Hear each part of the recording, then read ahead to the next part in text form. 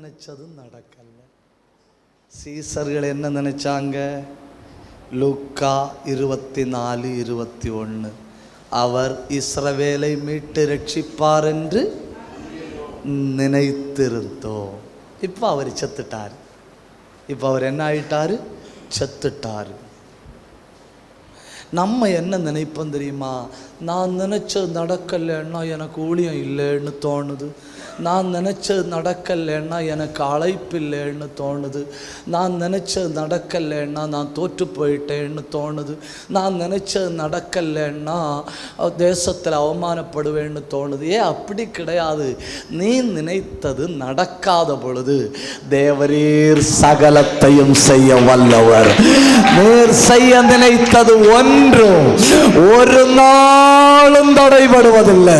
நல்ல கை தட்டி, நல்ல கை தட்டி. உங்க ஊழியத்துல கர்த்தர் ஒரு திட்டம் போட்டிருக்கிறாரு.